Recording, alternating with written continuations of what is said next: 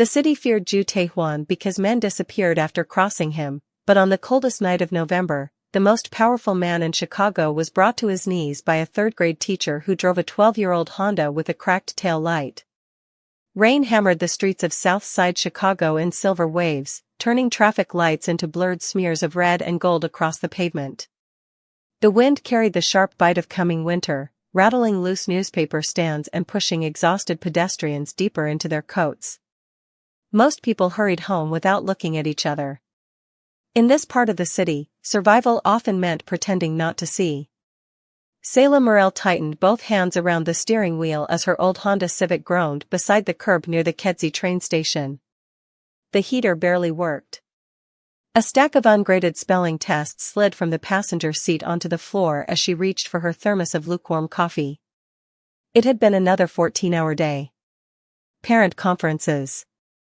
A broken copy machine. One student crying because his mother had been evicted again. Another pretending not to be hungry while slipping extra crackers into his backpack for his little sister. Selah carried all of it home with her every night like invisible bricks stacked against her ribs. The train station ahead looked almost abandoned now, washed in flickering fluorescent light and rainwater. Then she saw her. A young woman stumbled out from the side entrance wearing a cream-colored coat stained dark from the storm.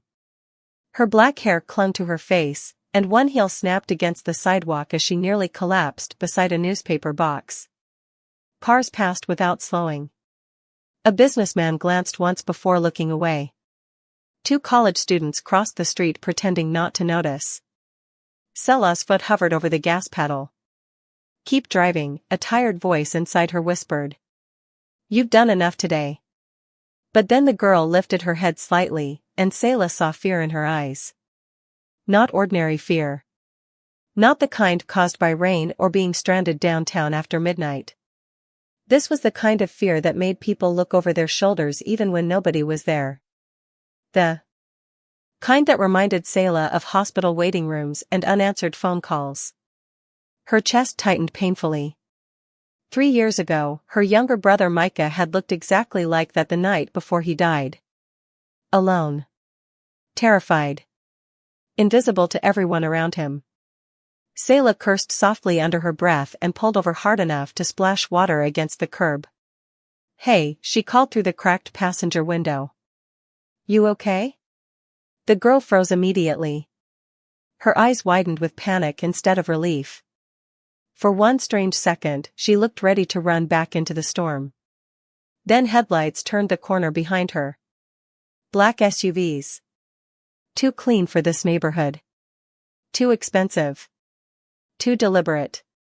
Selah felt something cold move quietly through her stomach as the girl backed away from the street. "Please," the girl whispered, her voice shaking. "Please don't let them see me." The rain seemed louder suddenly. One of the SUVs slowed at the intersection. Selah didn't understand what was happening.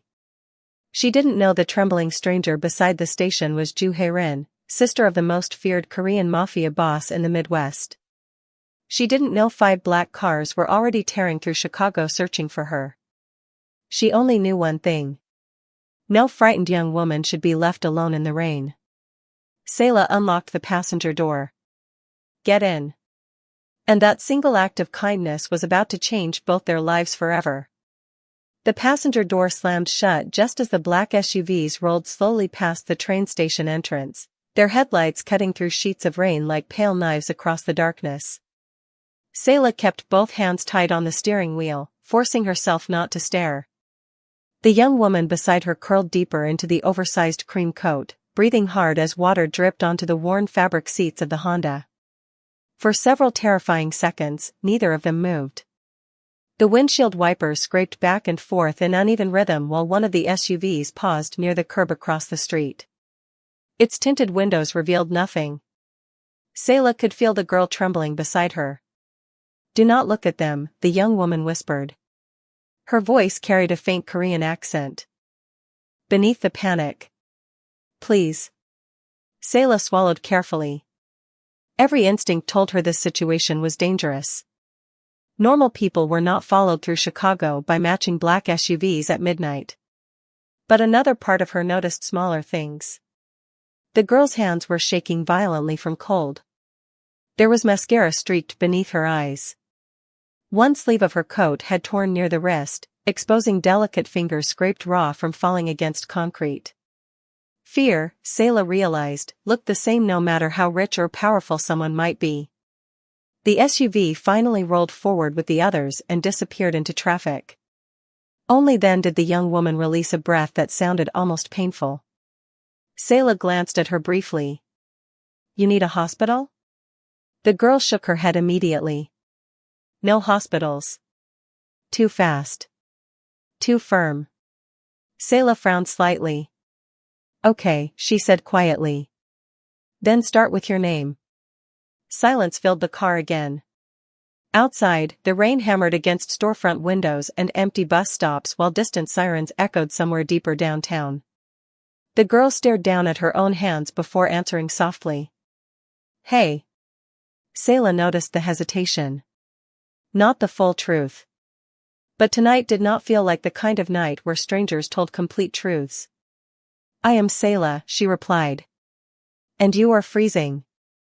She reached into the back seat for the old wool blanket she kept for Chicago winters and handed it over. Hay blinked in surprise before slowly wrapping it around herself. The blanket smelled faintly like cinnamon laundry detergent and chalk dust from school supplies. Somehow, that ordinary smell made her eyes suddenly fill with tears she tried hard to hide. Sayla pretended not to notice. Dignity mattered most when people were frightened. She shifted the car into drive and pulled away from the curb carefully. "Where can I take you?" Hay looked toward the rain-streaked window immediately. "Anywhere they will not look." The answer sent another cold ripple through Sayla's stomach. "You in trouble?" Hay gave a weak laugh that sounded closer to heartbreak than humor.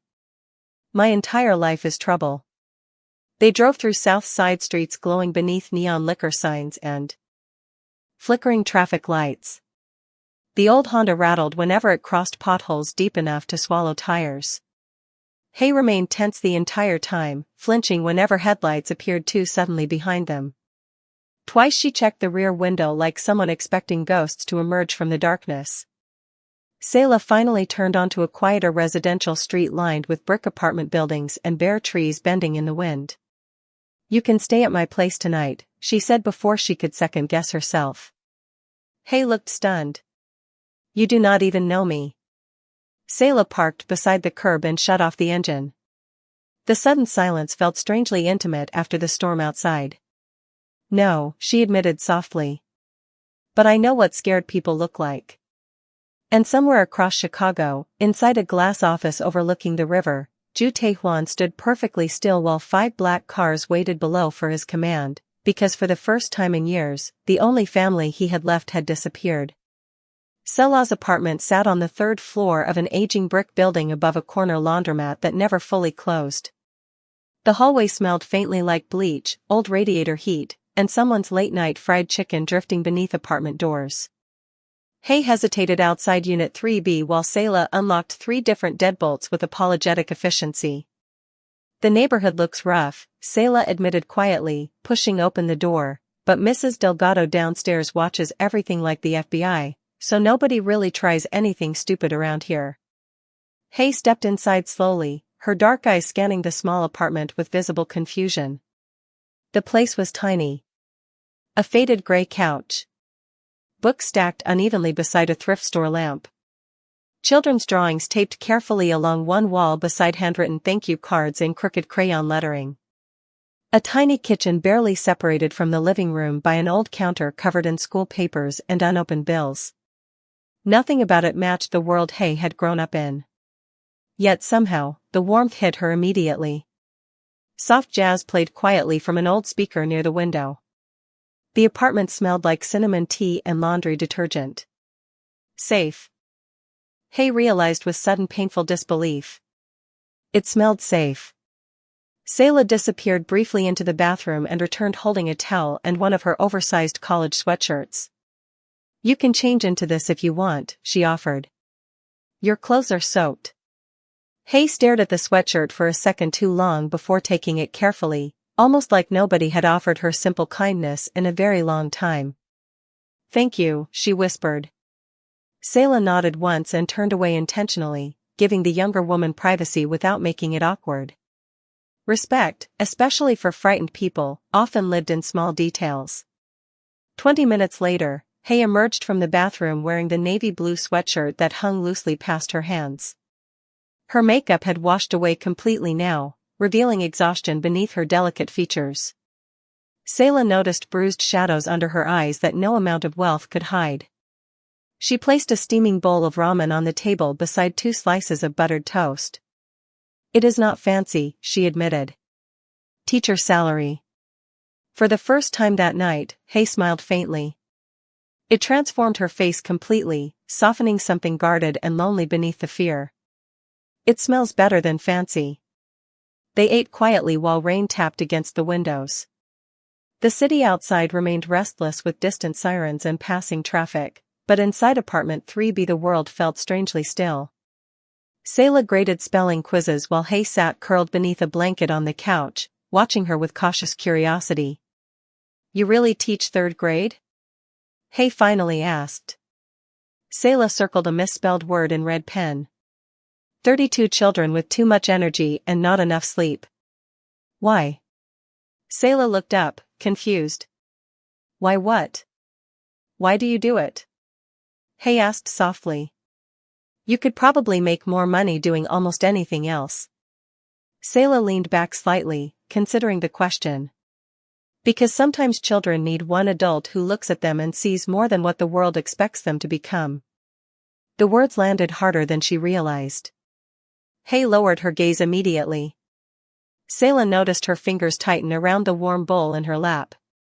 "My brother used to say something like that," Hay admitted quietly after a long silence. "He always told me that kindness is expensive because most people only spend it on those they think deserve it."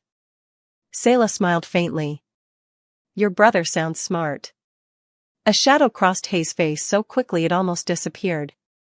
"He is dangerous," she whispered. Before Sayla could ask what that meant, headlights swept suddenly across the apartment ceiling through the blinds outside. Hay froze instantly.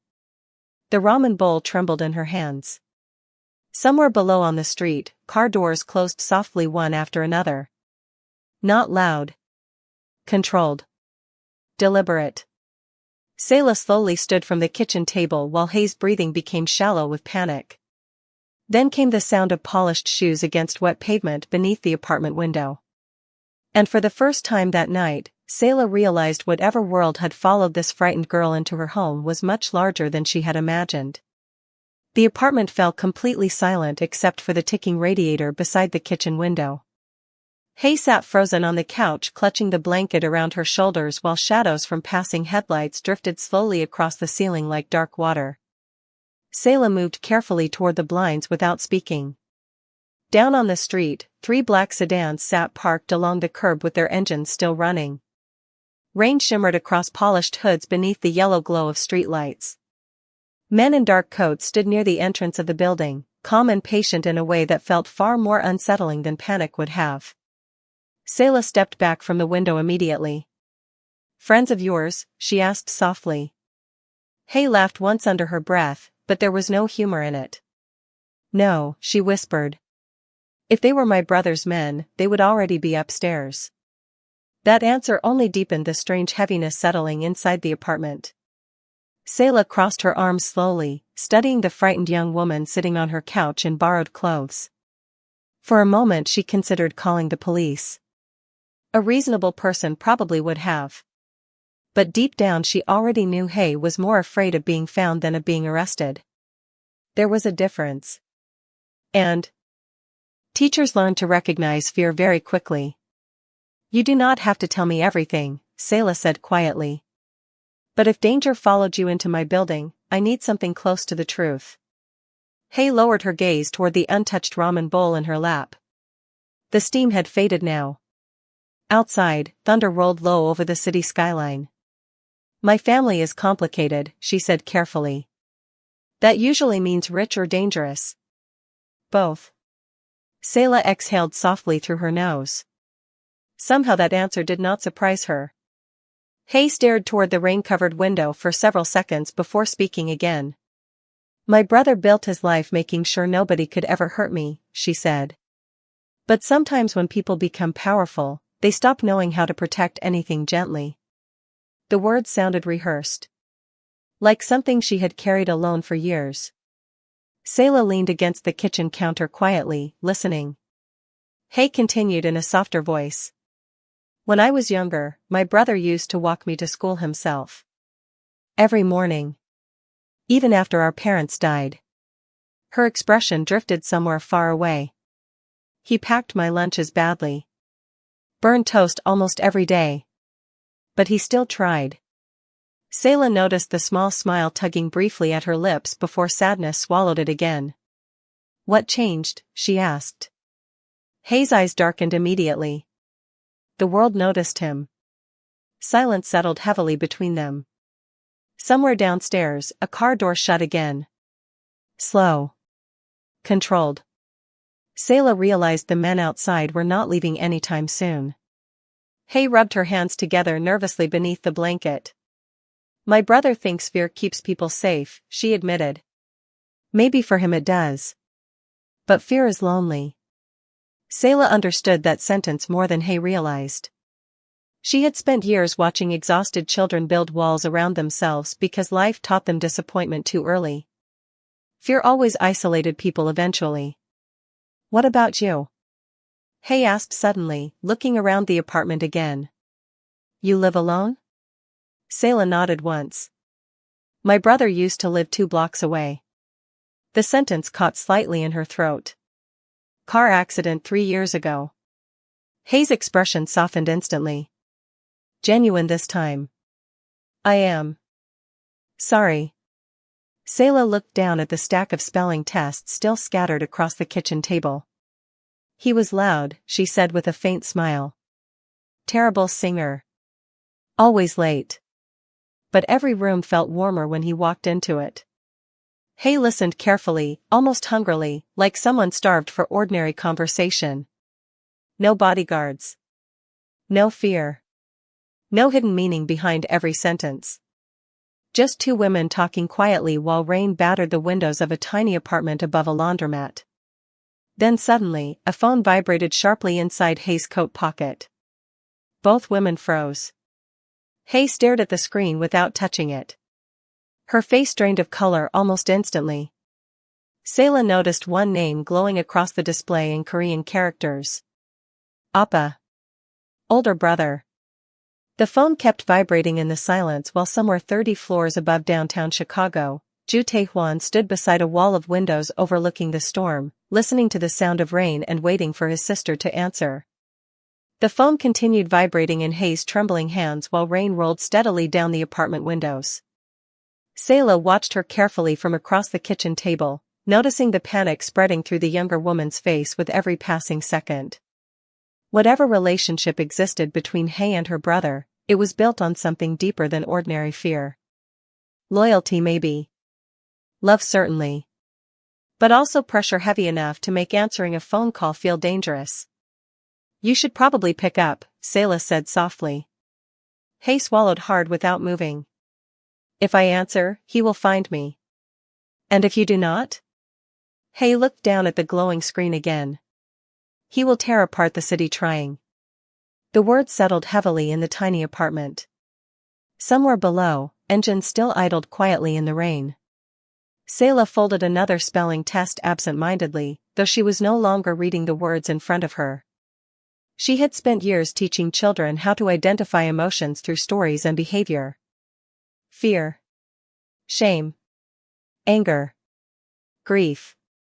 But what she saw in Hay looked more complicated than all of them combined. Finally, after the 5th vibration, Hay answered. Appa. The single word came out almost like an apology. Silence followed. Selah could not hear the voice on the other end, but she watched the effect immediately. Hay sat straighter without realizing it. Her breathing slowed. Her eyes lowered toward the floor. Whoever her brother was, his presence filled the room even through a phone speaker.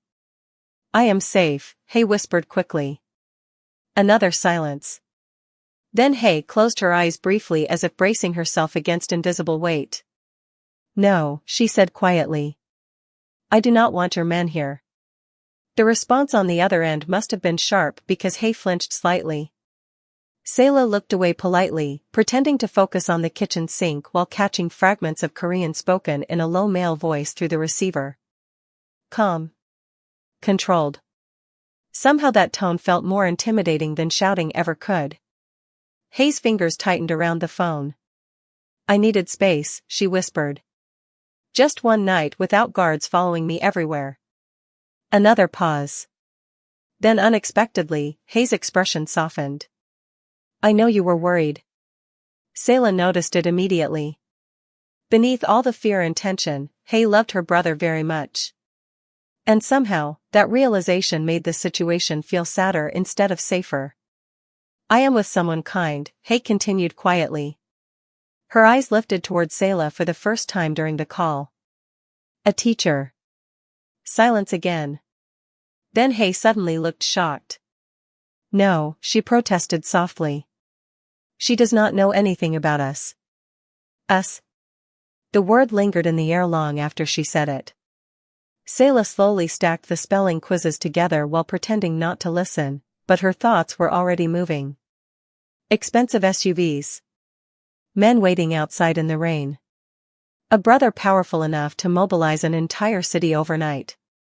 None of this belonged in ordinary life. Hay's voice dropped lower. Please trust me. Whatever answer came through the phone caused her shoulders to slowly relax for the first time all night. She listened quietly for nearly 30 seconds before finally whispering, okay. Then the line disconnected.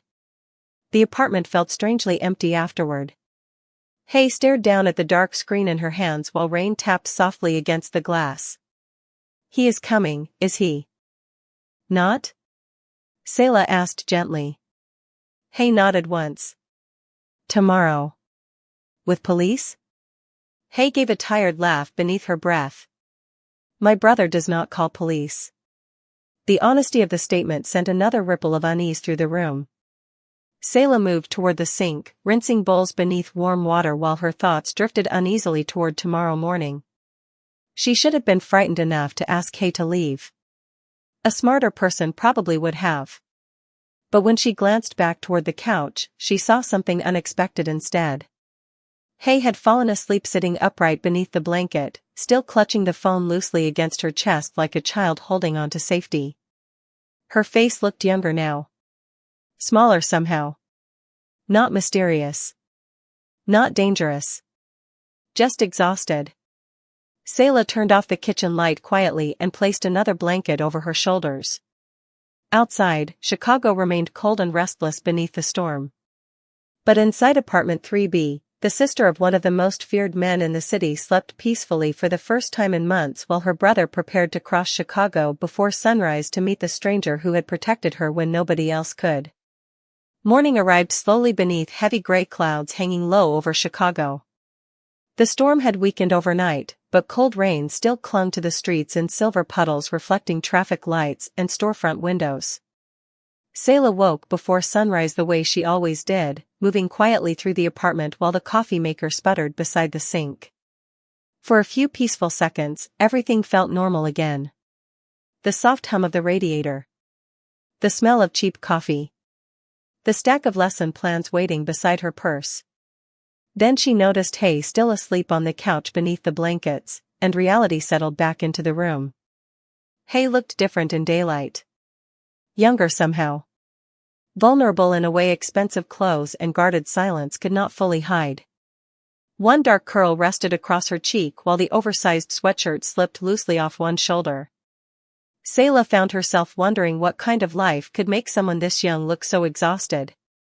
She placed a mug of tea carefully on the coffee table just as Hay stirred awake with sudden panic flashing across her face. For one split second, Hay looked ready to run again. Then she recognized the apartment around her and slowly relaxed. You are safe, Selah said gently.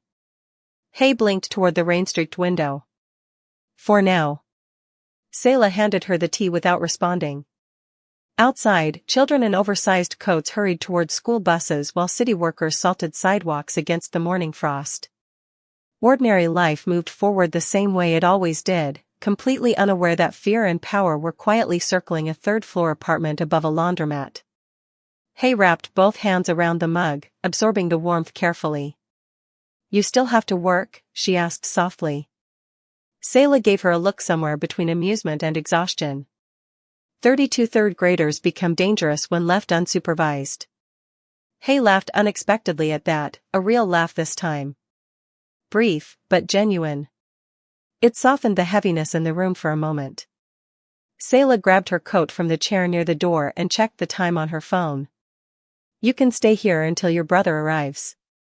Hay immediately shook her head. "No. If they know where I am, this place could become unsafe." Sayla studied her carefully. "You keep talking about your brother like he is a hurricane." Hay lowered her eyes toward the tea. "Sometimes he is." Before Sayla could answer, movement outside the window caught her attention. A black sedan rolled slowly past the building for the third time in less than 10 minutes. Not one of the vehicles from last night. Different. Older. The car paused briefly near the curb before continuing down the block. Hay noticed it too. The warmth disappeared from her face instantly. "That is not my brother's car," she whispered. Sayla moved closer to the blinds carefully.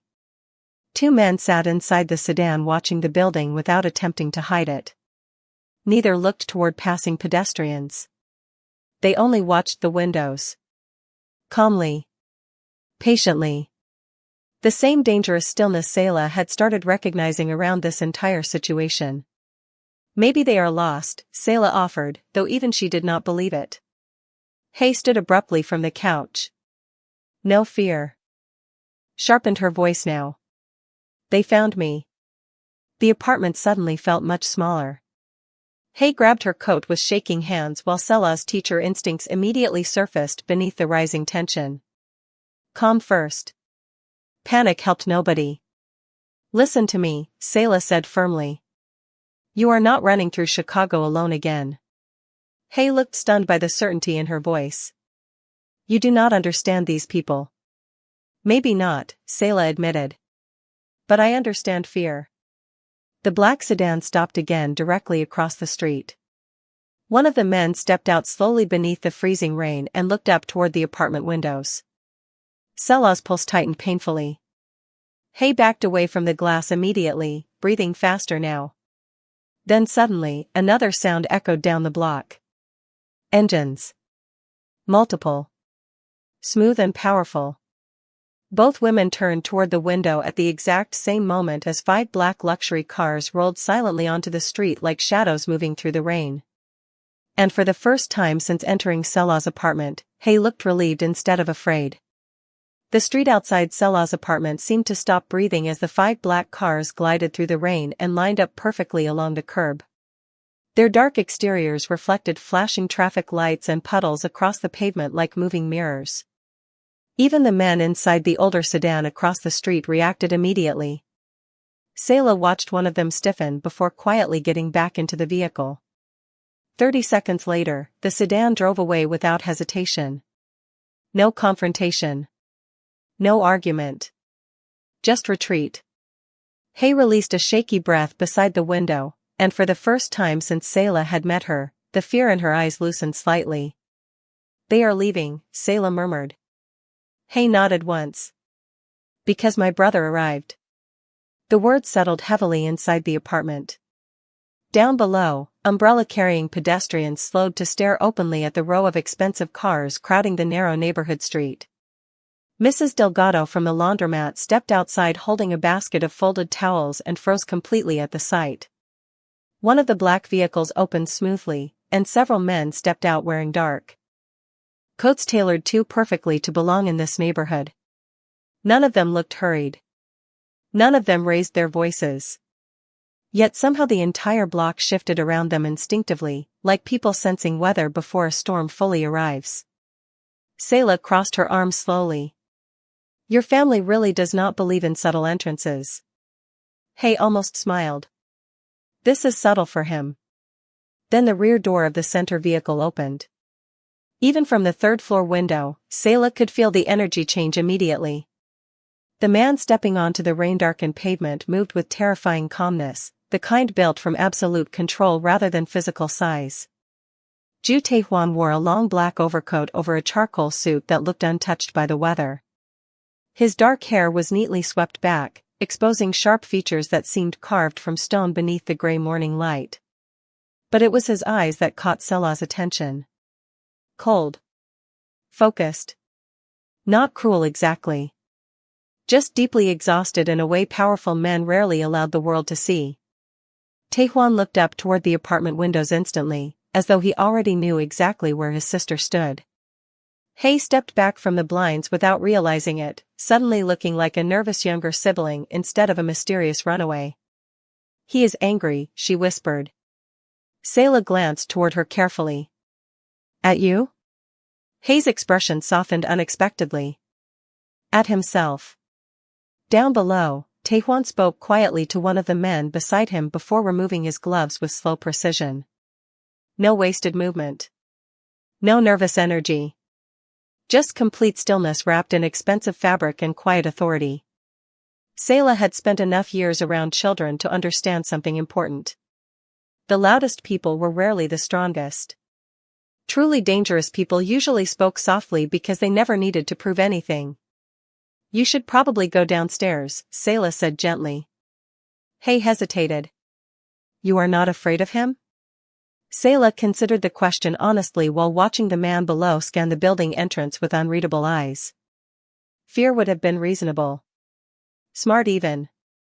But strangely, what she felt most was curiosity.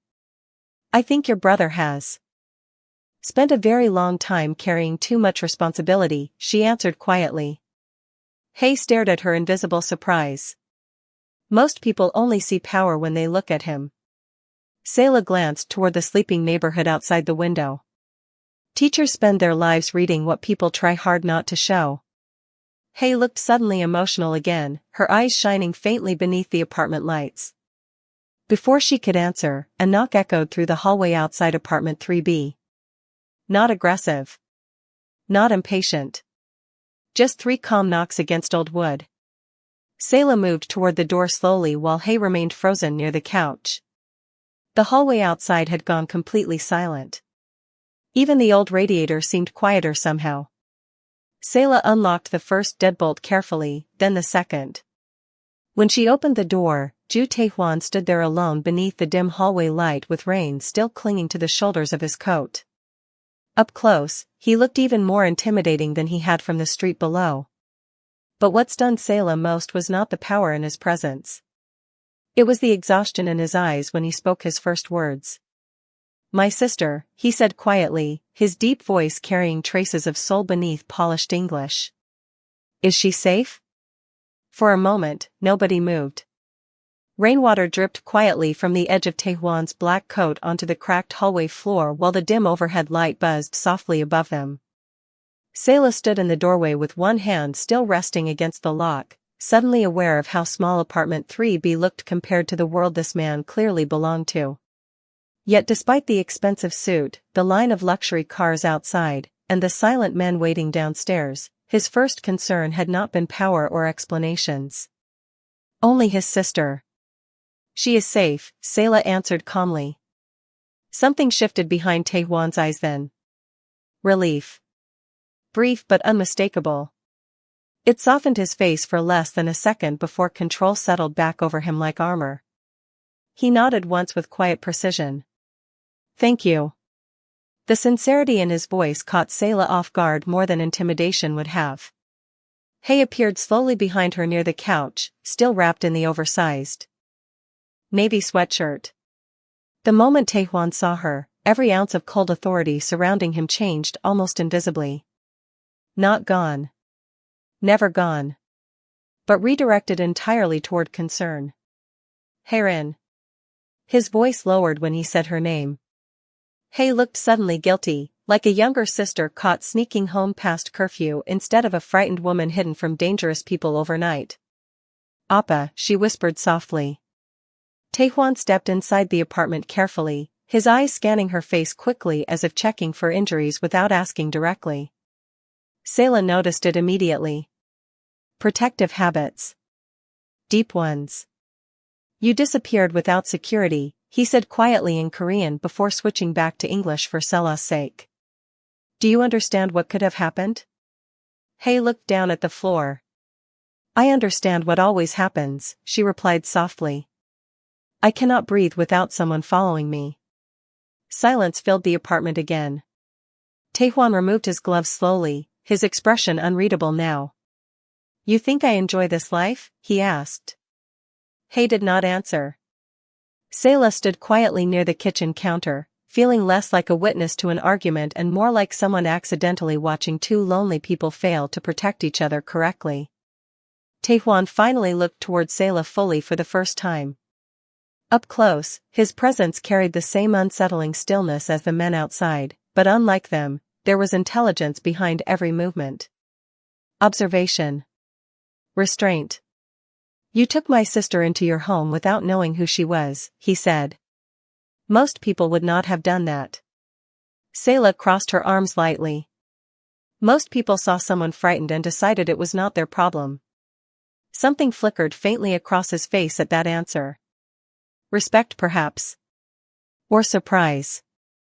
Hae moved closer to her brother slowly. She protected me, she said quietly. When other people were watching me like I was trouble. Taehwan's gaze shifted toward the children's drawings taped along the apartment wall. Crayon thank you cards. Spelling charts. Tiny handprints made with paint. The details clearly confused him. This small apartment belonged to someone who spent her life caring for people despite having very little herself. That reality did not fit easily into the world he understood. You are a teacher, he said after a moment. Third grade, Sayla answered. Taehwan nodded once as though filing the information away carefully. Outside the window, the neighborhood remained unusually quiet. Curtains twitched across nearby apartments where curious neighbors watched the line of black cars below like something from a movie had arrived in their ordinary block overnight. Mrs. Delgado had fully abandoned folding laundry and now stood openly near the sidewalk pretending to sweep rainwater while staring at the building entrance. Taehwan reached inside his coat slowly, causing Hae to tense instinctively before he pulled out a simple black business card. No title. No company logo. Only a name and number embossed in silver lettering. He placed it carefully on the kitchen counter beside the spelling tests. If you ever need anything, he said quietly, you call me directly. Sayla glanced down at the card but did not touch it. I did not help your sister for a reward. Taehwan studied her silently for several seconds. Then unexpectedly, the corner of his mouth moved almost imperceptibly. Not quite a smile. More like someone remembering how. That, he said softly, is exactly why I owe you one. The apartment remained strangely quiet after Taehwan's words settled into the room. Outside, the rain had softened into a cold mist drifting across the neighborhood while the line of black cars continued waiting below like silent sentries. Sayla glanced once more at the business card resting beside the spelling tests before returning her attention to Hae, who now looked calmer standing near her brother than she had at any point during the night. Taehwan noticed it too. His shoulders eased almost invisibly, though the controlled expression on his face never fully changed. Relief, Sayla realized, looked different on men who had trained themselves never to appear vulnerable. You should eat something before you leave, Sayla said quietly, surprising even herself a little. Hae blinked. You are still offering breakfast after all this? Sayla shrugged. Lightly. Teachers solve most problems with food and patience. For the first time, an actual smile touched Taehwan's face. Small. Brief. But undeniably real. It changed him completely for one fleeting second, softening the severe lines of his expression and revealing traces of the man Hae had described the night before. The older brother who burned toast trying to pack school lunches. Then the moment disappeared, and the careful mask returned. Still, Sayla noticed it. So did Hae. You used to smile more, Hae said quietly in Korean before switching back to English. Before. Taehwan's gaze shifted toward the rain-covered window. Before keeps getting further away. The sentence lingered heavily in the apartment. Sayla moved toward the stove, reheating leftover eggs and toast while trying not to think too deeply about the strange reality unfolding inside her tiny kitchen. One day ago she had been grading spelling quizzes and worrying about overdue electric bills. Now one of the most powerful men in Chicago stood beside her refrigerator while luxury cars blocked traffic outside her building. Life, she thought quietly, could become unrecognizable very quickly. As breakfast warmed, Taehwan walked slowly toward the children's drawings covering the wall beside the couch. His eyes moved carefully across each crayon picture and handwritten note. Miss Morel helped me learn division. Thank you for making school feel safe. You are my favorite teacher. The paper edges curled slightly from old tape and radiator heat. Taehwan studied them longer than Sayla expected. They trust you, he said quietly. Sayla slid eggs onto plates. Children know when adults are pretending. That answer earned another thoughtful silence from him. Hae settled carefully onto one of the kitchen stools while wrapping both hands around the warm mug of tea Sayla had refilled. For the first time since arriving, she no longer looked like someone preparing to flee. Taehwan noticed that too. His eyes softened almost imperceptibly as he watched his sister relax inside this tiny apartment that smelled like cinnamon tea and school supplies. You feel safe here, he said softly to her. Hey. Hesitated before nodding once. It feels normal. Something about that answer seemed to strike Taehwan harder than anger would have. Sayla caught the subtle tightening in his jaw before he looked away toward the rain outside. Powerful men, she realized, often carried guilt like hidden weight beneath expensive clothing. You are not what I expected, Taehwan finally admitted quietly. Sayla handed him a plate without ceremony. Most people who live in this neighborhood are not. He accepted the food with visible surprise, as though nobody had served him something ordinary in a very long time. Down on the street below, curious neighbors continued watching from windows and doorways. Children paused on their way to school to stare openly at the row of luxury cars parked outside apartment 3B. The entire block buzzed with whispered theories. Celebrities. Politicians. Federal agents. Nobody guessed the truth.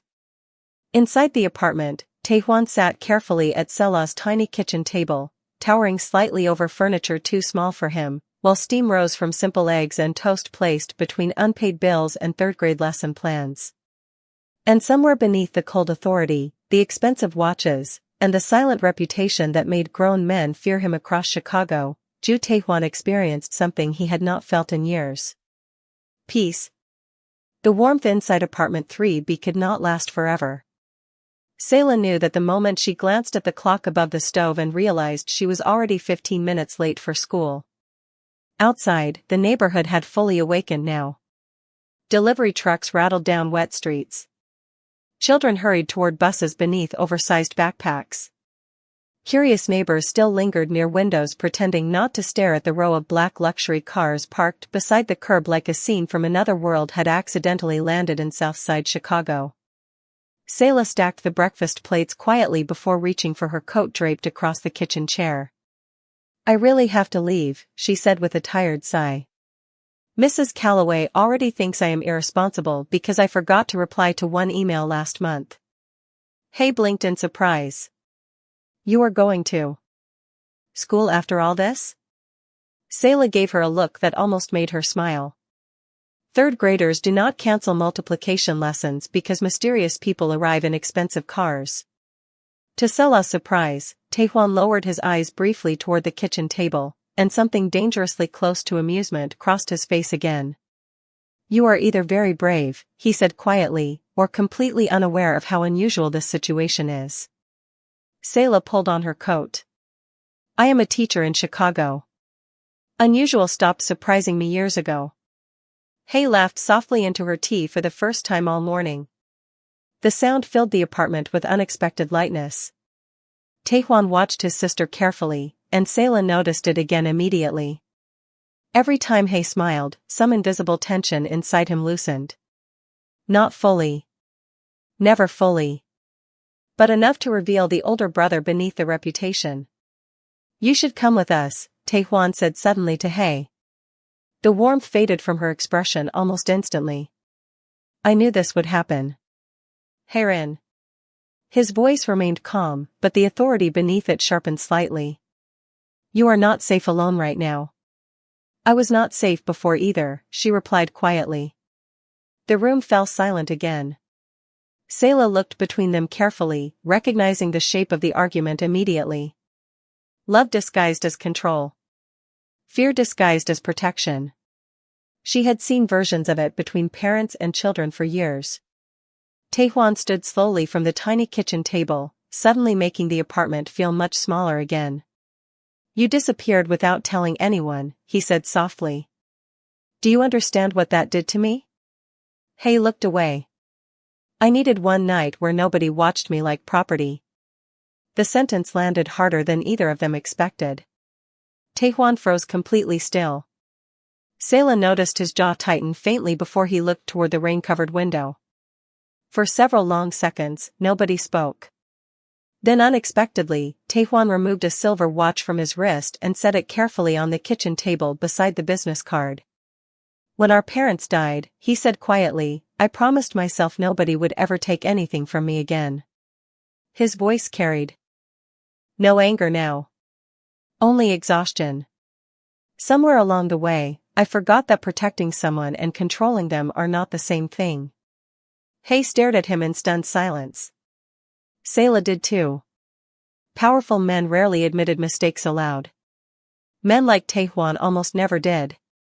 Hay's eyes filled slightly before she looked down quickly, embarrassed by her own emotion. Appa, he shook his head once.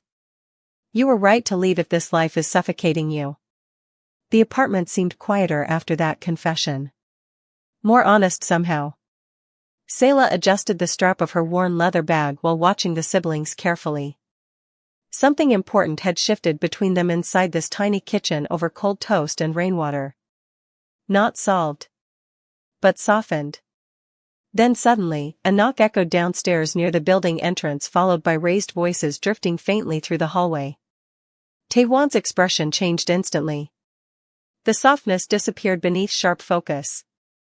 One of the men from outside appeared moments later at the apartment door. Sir, he said quietly in Korean. Reporters are arriving.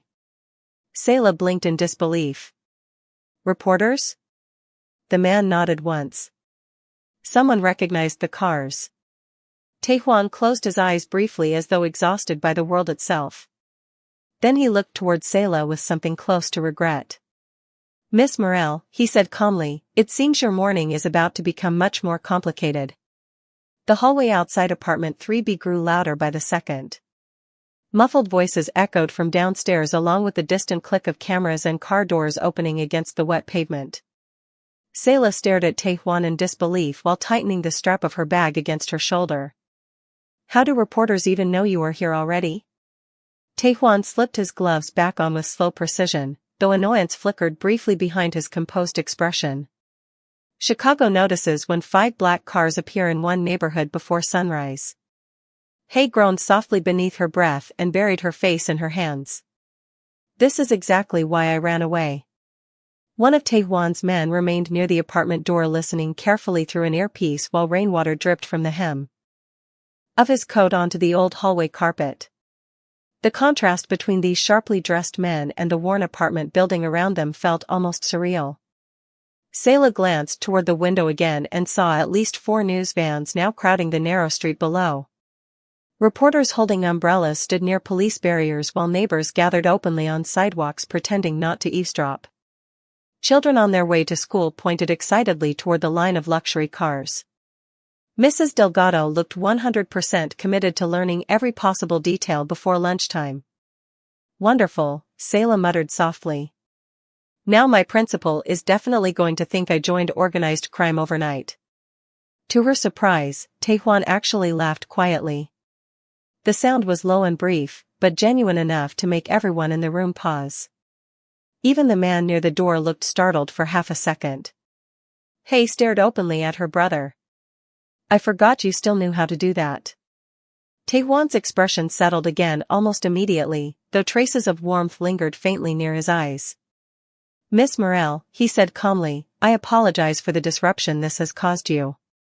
Sayla slipped lesson plans into her worn leather bag. Honestly, this is still not the strangest parent meeting I have almost been late for. Hei burst into laughter at that, and suddenly the tension inside the apartment cracked enough for everyone to breathe again. Taehwan watched Sayla carefully after that. Not like a threat. Not like an obligation. More like someone trying to understand a language he had forgotten existed.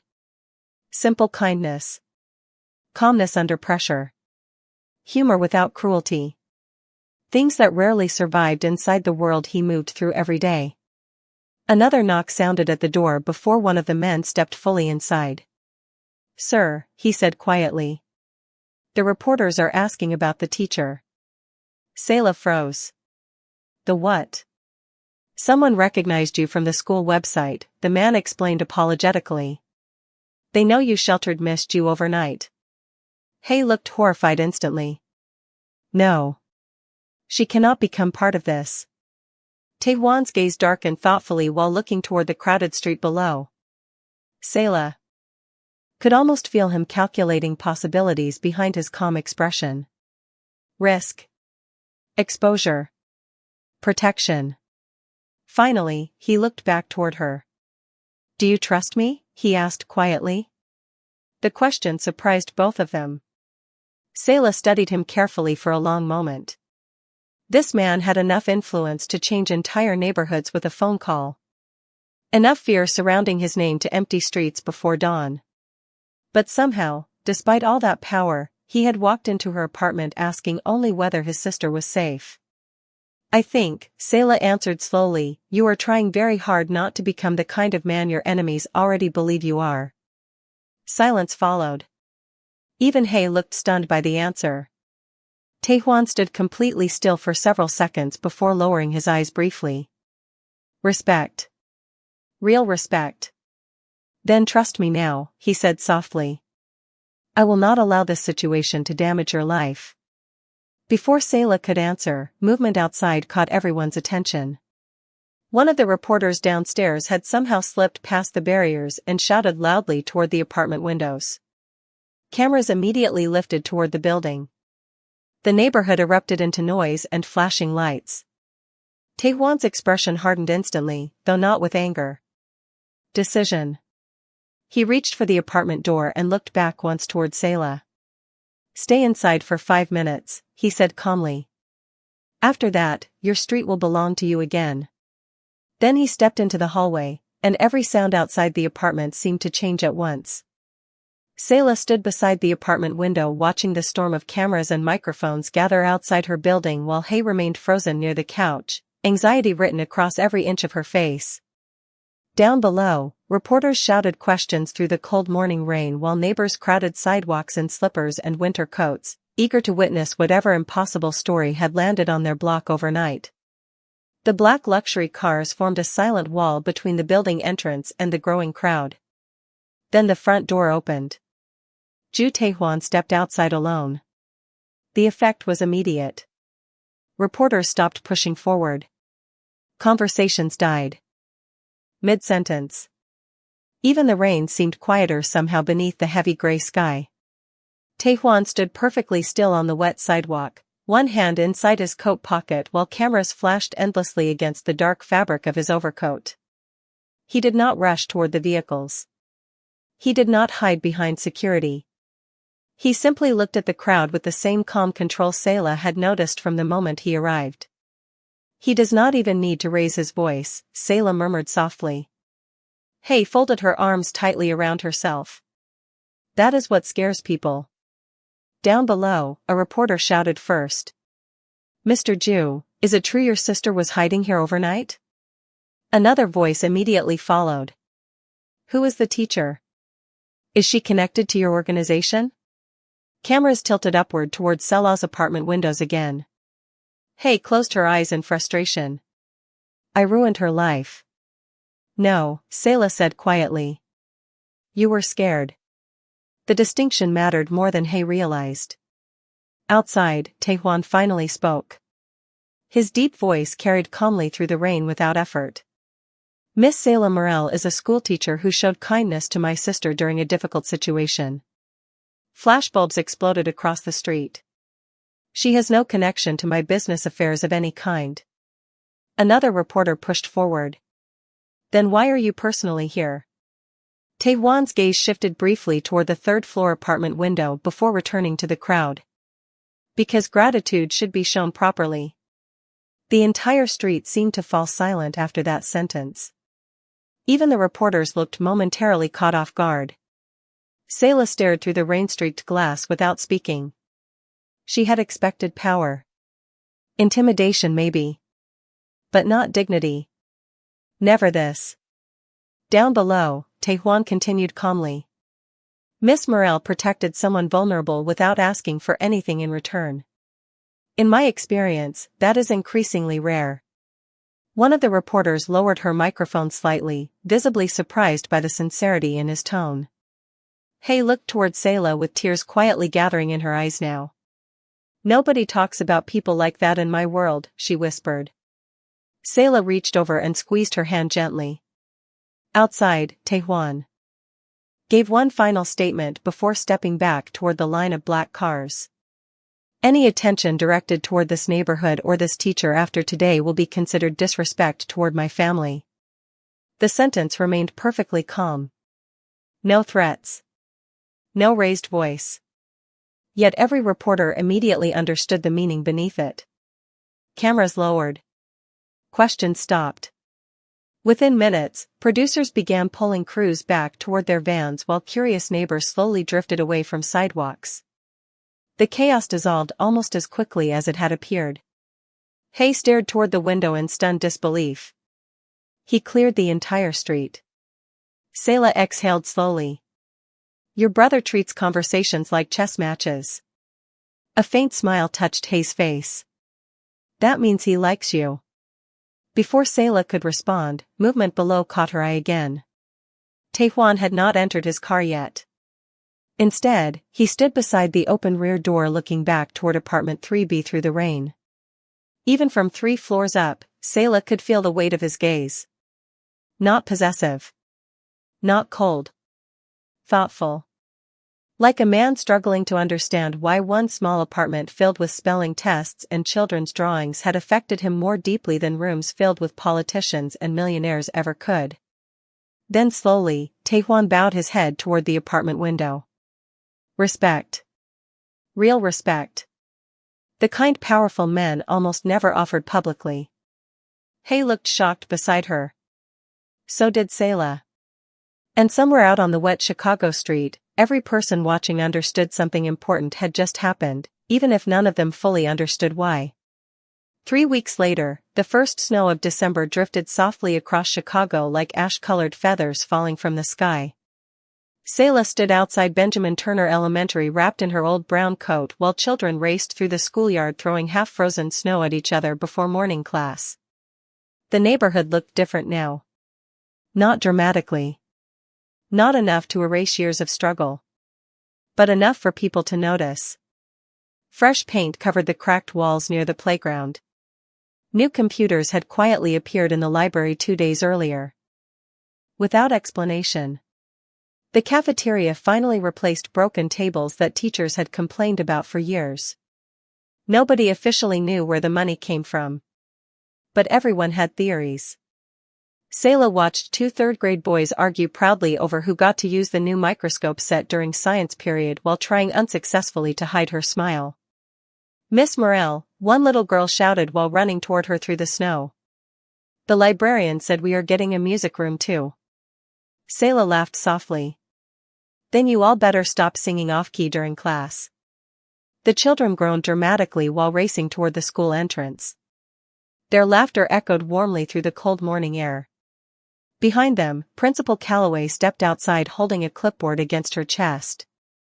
The woman still looked vaguely overwhelmed every time another anonymous donation arrived. I just received confirmation this morning, she said carefully while lowering her voice. The foundation covering the renovations also paid off the lunch debt for every student in the district. Selah froze. Every student? Principal Calloway nodded slowly. Nearly 4,000 children. Snow drifted quietly between them while the reality settled in. Thousands of children would eat without shame now. Parents already struggling would breathe a little easier this winter. All because one frightened young woman had stepped into the wrong teacher's car on a rainy night. Whoever did this, the principal whispered, they must care very deeply about you. Selah looked down at the snow-covered sidewalk without answering. Across the street, a black luxury car sat parked quietly beneath bare winter trees. Not flashy. Not surrounded by security. Just waiting silently beyond the schoolyard fence. Selah already knew who it belonged to before the rear window lowered slowly. Hay leaned out first wearing a cream scarf wrapped around her neck, her face brighter and healthier than it had looked weeks ago. You never answered my texts, she called playfully. Selah crossed the street laughing softly beneath her breath. Some of us have jobs. Hay grinned before stepping aside slightly inside the vehicle. Taehwan sat beside her wearing a charcoal overcoat and dark gloves, his sharp features softened faintly by the pale winter light filtering through the window. The city still feared him. Men still lowered their voices when speaking his name. But now, when Selah looked at him, she also saw the exhausted older brother carrying too much responsibility beneath all that silence.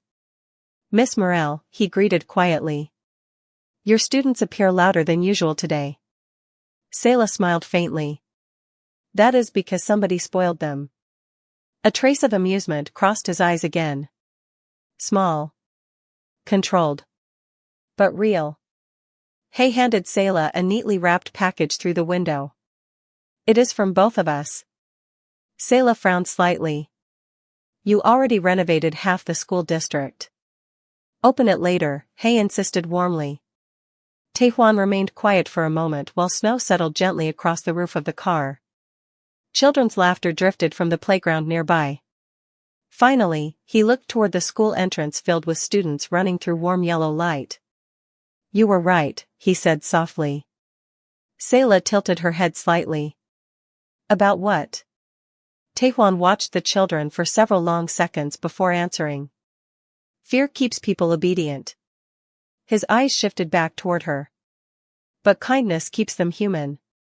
The words lingered quietly between them while snow continued falling across the city.